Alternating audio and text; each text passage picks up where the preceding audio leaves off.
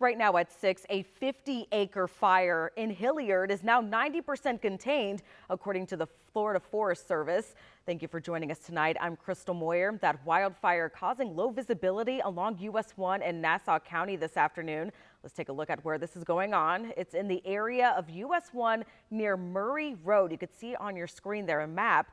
That's where we find our Zach Wilcox live tonight. And Zach, you're learning the cause of this fire was a UTV, like a four-wheeler?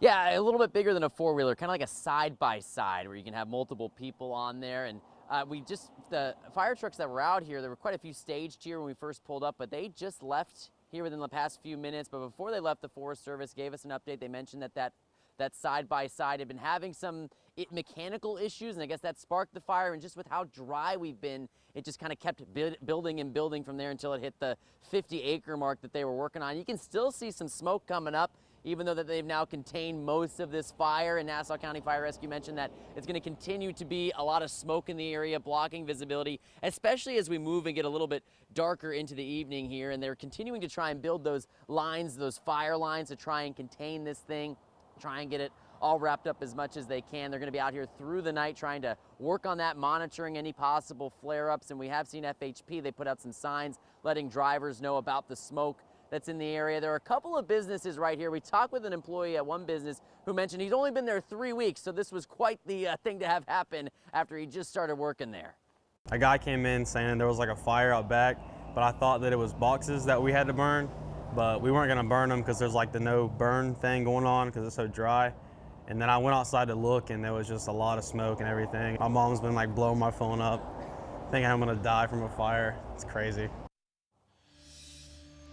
And you heard him mention that burn ban, and the Forest Service pointed that out. It's been nearly a month without any rain, so they could really use some rain to prevent something like this from happening again. And what else is interesting is that right next to that employee store, there's another deli, and that deli evacuated around noon. So interesting to see that deli evacuated. They were able to stay open, the store that is, until they closed at 6 o'clock here just a few minutes ago. Wow. And before we go, Zach, are there any road closures along US 1? I know you talked about businesses that were affected. Are you seeing any visibility issues that drivers need to be aware of?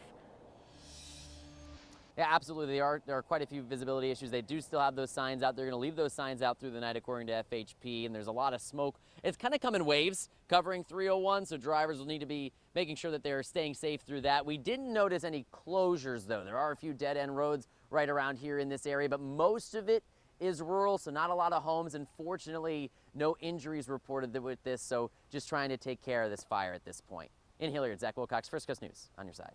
All right, Zach, thanks. Stay safe out there. And of course, with all of this, we want to bring in meteorologist Robert Speta. Robert, you can actually see the smoke from that fire on radar early this afternoon. Yeah, because that's, radar, that's what it says. It sends out a signal, it reflects off of what's in the atmosphere and comes back. And we see with our drone shot there, all that cloud cover in the sky, all the particulates.